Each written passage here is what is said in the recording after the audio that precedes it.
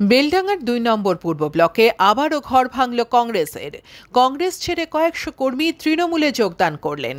তৃণমূল নেতা আতাউর রহমানের হাত ধরেই তৃণমূল কংগ্রেসে যোগদান করলেন অসিত সিংহ ওরফে মিন্টু সহ এলাকার প্রায় ২৫০ জন কংগ্রেস কর্মী।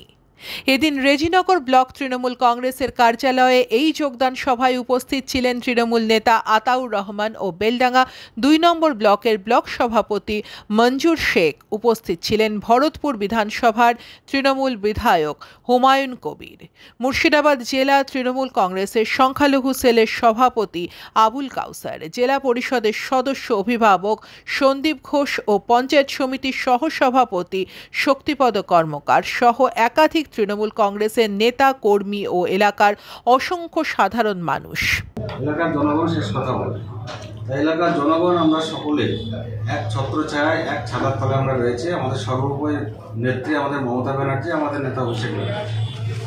তাই এলাকার মানুষ সে নেত্রী এবং আমাদের নেতা অভিষেক ব্যানার্জির প্রতি আস্থা ভরসা রেখে গত পঞ্চায়েত নির্বাচন বলুন, 2018 পরবর্তী বিধানসভা নির্বাচন বলুন বা লোকসভা নির্বাচন বলুন, প্রতিটা নির্বাচনে তৃণমূল কংগ্রেস দলকে এলাকার মানুষ দুহাত ভরে আশীর্বাদ করেছে।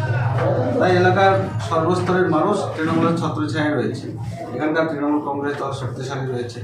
কিন্তু আজকে যিনি যোগদান করলেন, এই যোগদানের বিষয়ে তিনি এই এলাকার কংগ্রেস দলের এক যুগেরও বেশি এই এলাকার কংগ্রেসের প্রাণ বলতে পারেন, কংগ্রেসের মেন লিডার বলতে পারেন, অসিত সিং অর্থাৎ মিন্টু সিং নামে পরিচিত।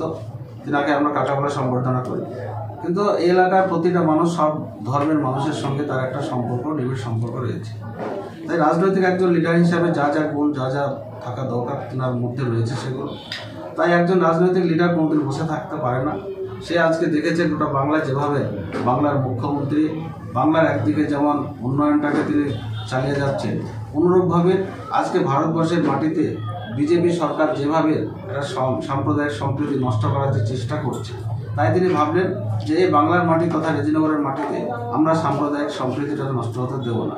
তাই তিনি কংগ্রেস দল ত্যাগ করে মমতা ব্যানার্জির প্রতি আস্থা ভরসা রেখে, তৃণমূল কংগ্রেস দলের প্রতি আস্থা ভরসা রেখে এলাকার মানুষের স্বার্থে একদিকে উন্নয়নে তিনি সামিল হবেন, অন্যরূপভাবে এলাকার সম্প্রীতিটাও তিনি অটুট রাখবেন।